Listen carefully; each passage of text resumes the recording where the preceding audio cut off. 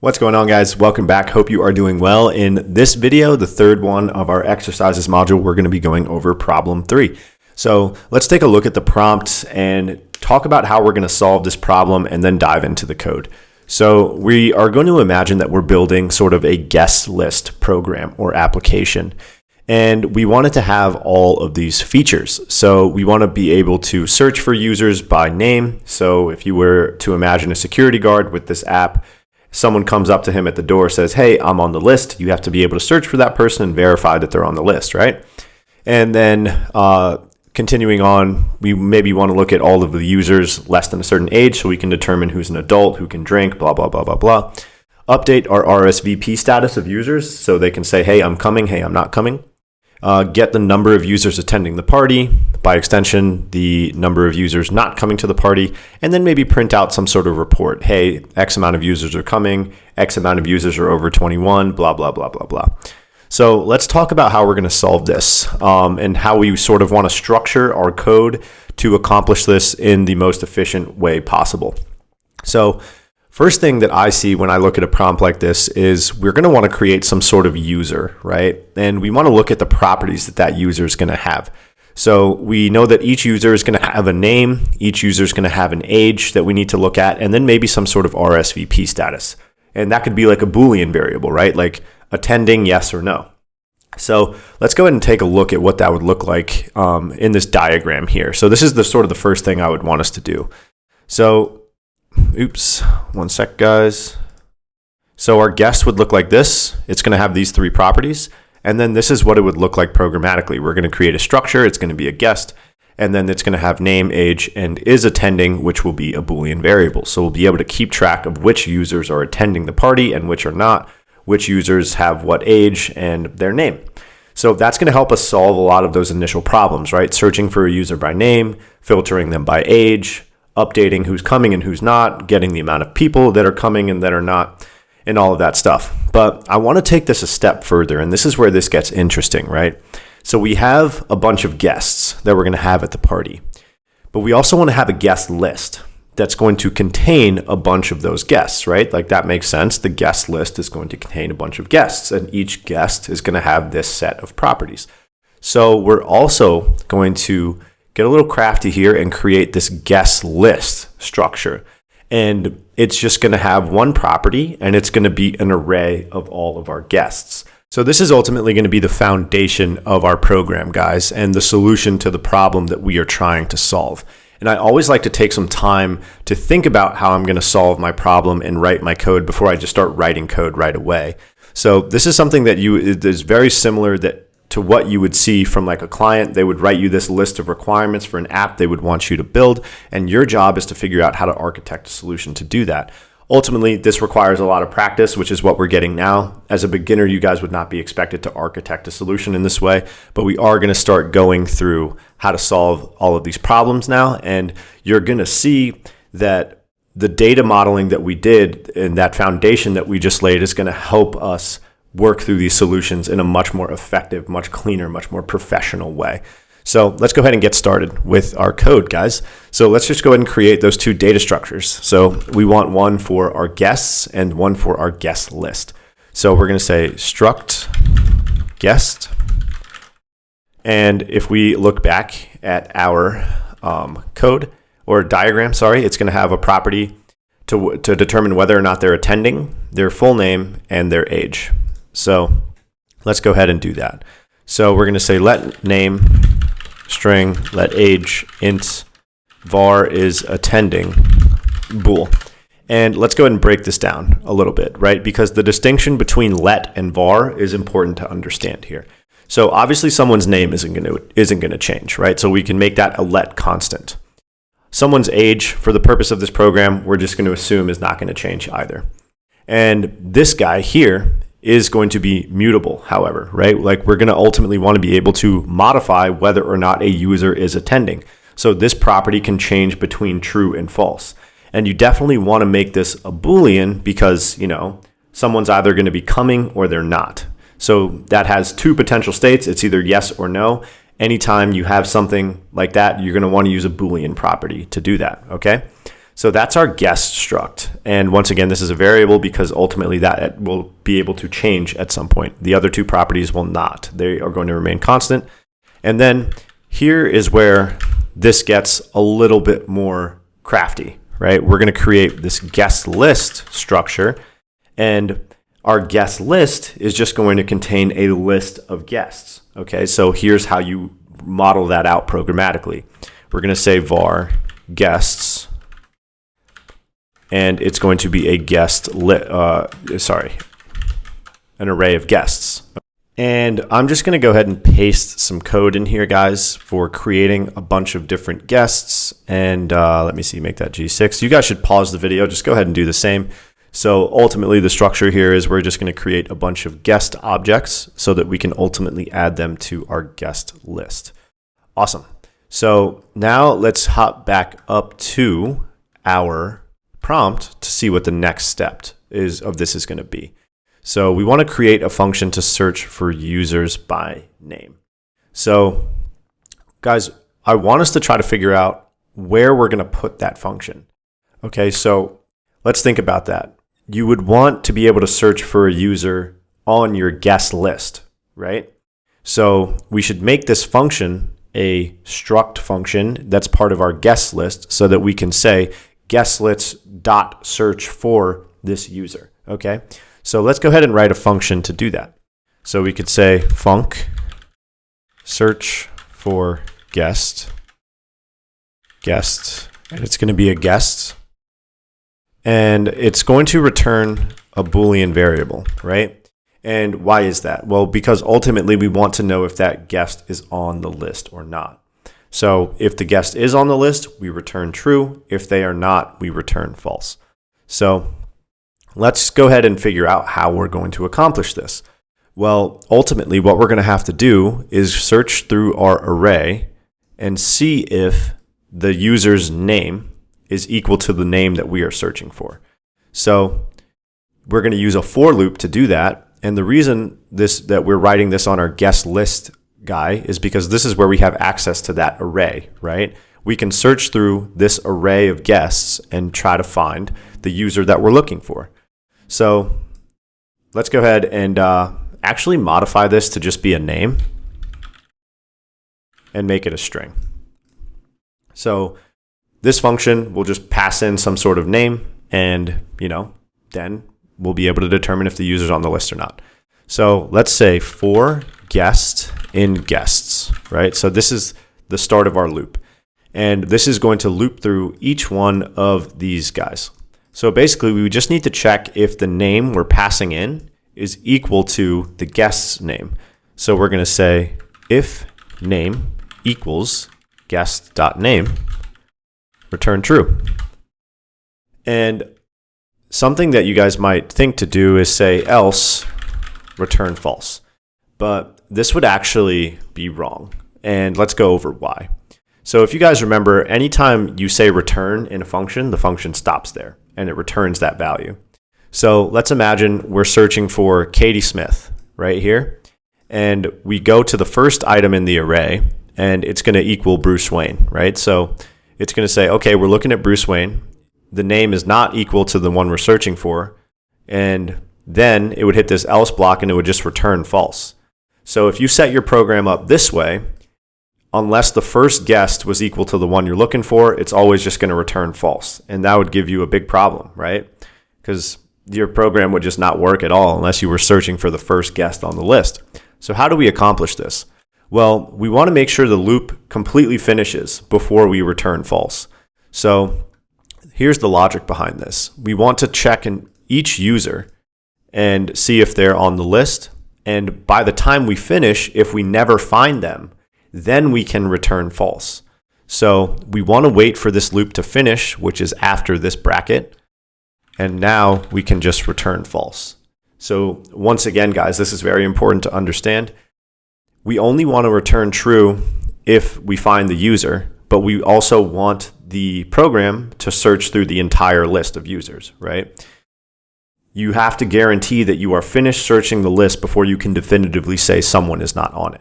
So That's why we return false after the loop is done. And if somewhere within that for loop we find the user, then we return true. So let's imagine we were searching for Tom Johnson. It would start at Bruce Wayne. This if would fail, and then it just goes to the next iteration of the loop. It just sort of continues on. And then it goes to Heath Ledger. Okay, that's not what we're looking for. And then it gets to Tom Johnson, and it says, oh, hey, found him, return true, and then it stops there. Okay, so let's add some print statements to show you how that's working. Print, searching, print, found guest. And then here, let's say print, could not find guest. And let's go ahead and run this. So let's go ahead and say guest list dot search for guest, and let's pass in Tom Johnson. And guys, make sure that this is case sensitive. So, the search will be case sensitive, so you have to make sure that you capitalize things correctly. We can go over how to solve that in just a little bit. Okay, so we see that on the first iteration, we're searching, right? And then on the second iteration, we're still searching with Heath Ledger. On the third iteration, we're searching and we enter the if block, we say found guest, and you guys see that no more print statements execute, even though there are 1, 2, 3 more guests, because we return true as soon as we find that name. So if you guys were to want to avoid, let's say, for example, I forgot to capitalize the J in Johnson,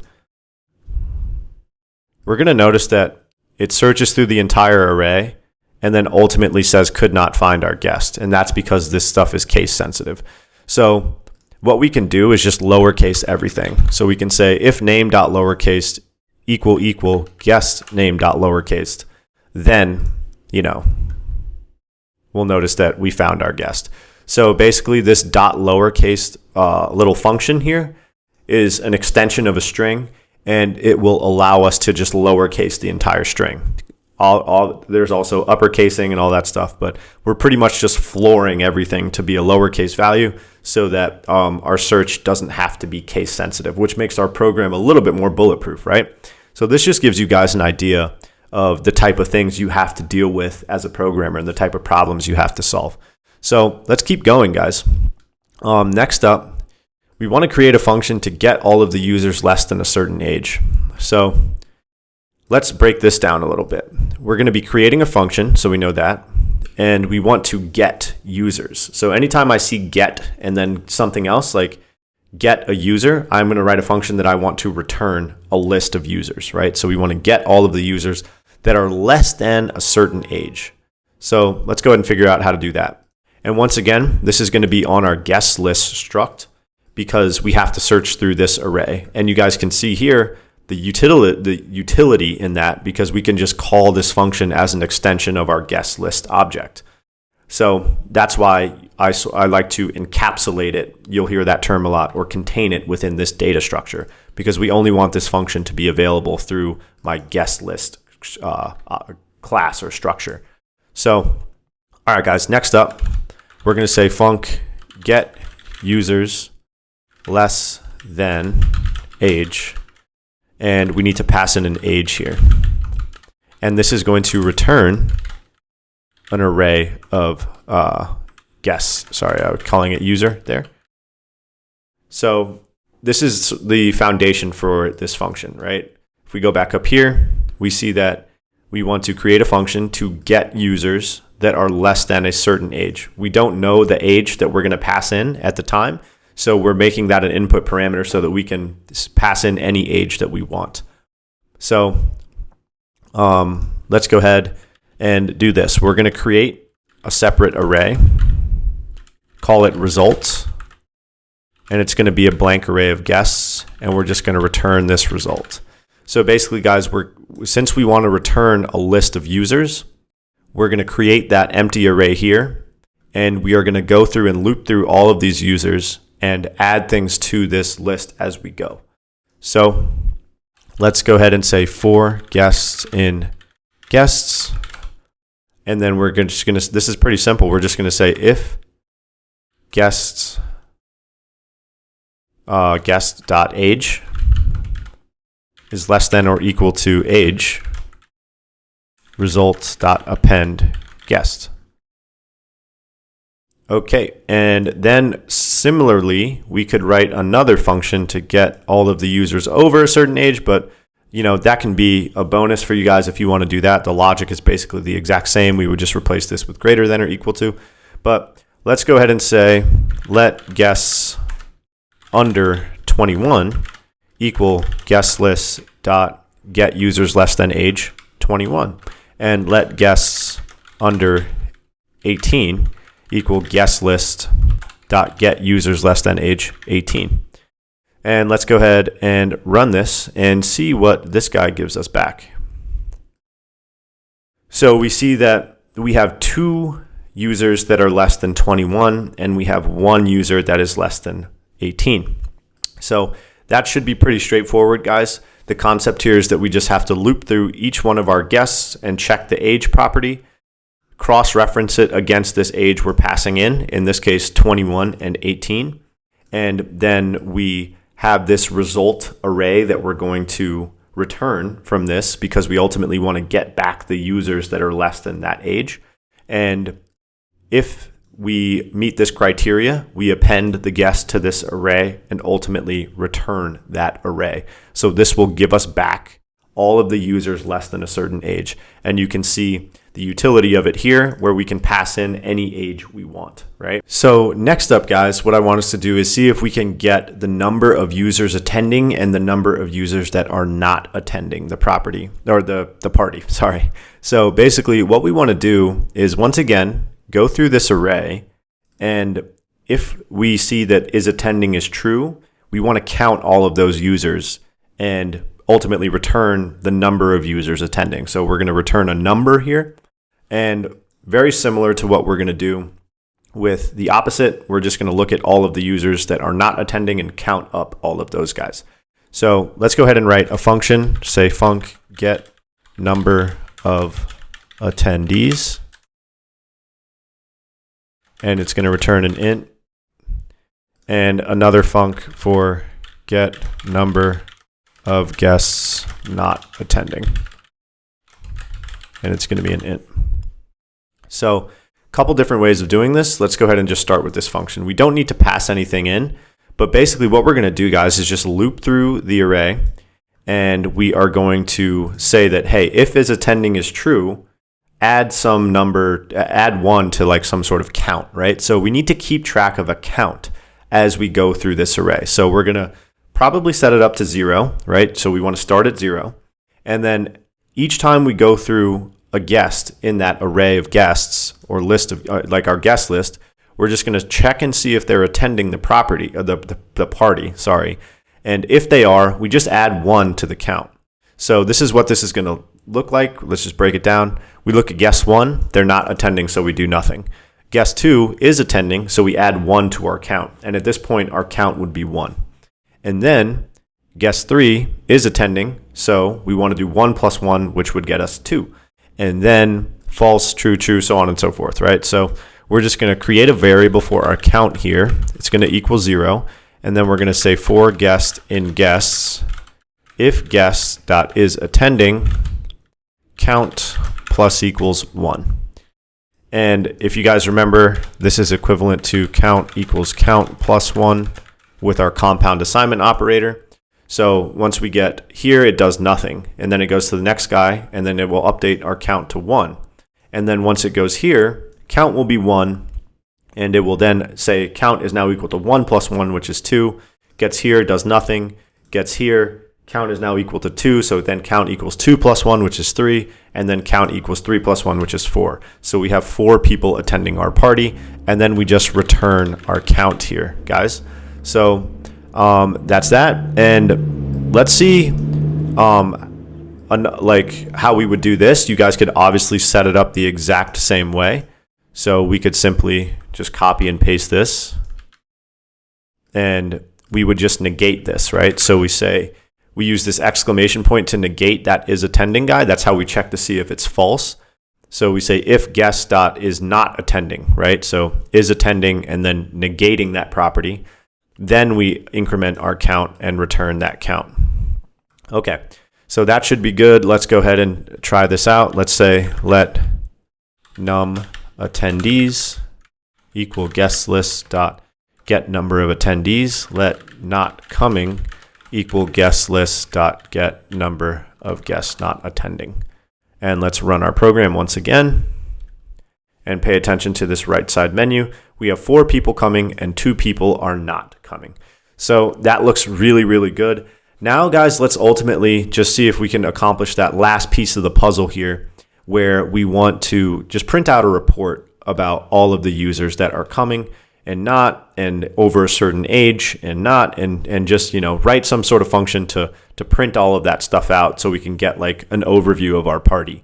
So within our guest list structure, guys, let's just go ahead and write a function to print our report here. So we're going to say func print report, and I'm just going to paste in some notes I have about what we're going to be printing out. So we want to get the number of people coming, the number of people not coming, and the number of people not allowed to drink. So let's just go ahead and add some print statements in here. We're going to say print there are, and we'll do some sort of string interpolation, which we'll come back to, guests attending.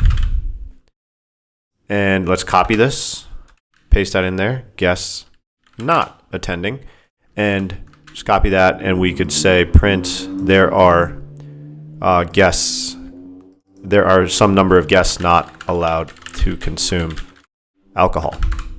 Okay, so let's go ahead and now figure out what's going to go into these string interpolation parentheses. So what we can do, guys, is access these functions directly now because we are still within this guest list struct. So you guys would notice that before, when we wanted to access those functions, we had to do it through an instance of our guest list. And if you remember, creating a guest list is referred to creating an instance of that guest list. And then because these are functions that are on the guest list object, we can only call them when we say guest list dot. Or if we had like multiple guest lists, maybe we could say guest list 1 dot get users less than this, guest list 2 dot get users less than this, and they would be different guest lists and blah, blah, blah, blah, blah. We can go over an example of that in a little bit. But now, because we're still inside of the structure, we don't have to access it through an instance. We have direct access to these functions. So I could say get number of attendees. And like I said, this is what it looks like to just call it directly because we're inside of this structure. And then here we could say get number of guests not attending. And here, let's just go ahead and put 0 in here for now to get rid of that error. I want to go ahead and say guest list dot like print report. So let's get rid of all of this stuff here. And we could say guest list dot print report. And let's go ahead and run this. And we can see there are 4 guests attending, there are 2 guests not attending, and that there are 0 guests not allowed to consume alcohol. So let's go ahead and fill in this last block. I just wanted to show you guys sort of what printing the report would look like and how we call it, and the difference between what we see here versus what we see here, where we call functions that are like through an extension of an instance of the object versus calling those functions directly when we're inside of our guest list struct. So anywhere outside of this thing, if I want to call those functions, I have to do so through an instance of the object. So now what I can do here is say let guests under 21 equal get guests, what was that function called? Less than age 21. And here, this will give me back the actual guests, guys. So I want the number of guests associated with that. So then I could say let num guests under 21 equal guests under 21. And you guys will see here in your autocomplete window that this is an array of guests. I can just say dot count. And you guys can see here that this gives me back the number of elements in my array. So dot count will always just give me back the number of items in that array. So now I go ahead and replace this guy with num guests under 21. And let's go ahead and print my report once again. 4 guests attending, 2 guests not attending, 2 guests not allowed to consume alcohol. right? So that's looking really good there, guys. And really quickly, something I've done to illustrate a concept to you guys is create like another set of guests and another guest list object. This would be referred to as another instance of a guest list. So this is one instance, this guest list here. This is a separate instance that contains a separate list of guests. You guys will notice that I can call these functions on each individual guest list, right? So I can print the report for guest list 2 and print the report for guest list 1, and it will give me back different things that correlate to the guest list that I'm calling the function on. So you can see here that here I have 4 guests attending, 2 not attending. Here I have 5 attending, 1 not attending, and everyone's allowed to drink. Here 2 people are not allowed to drink. So this illustrates the benefit of these like class level functions, guys, or like data object functions that we're using. And what I mean by that is all of these functions that are part of this struct here.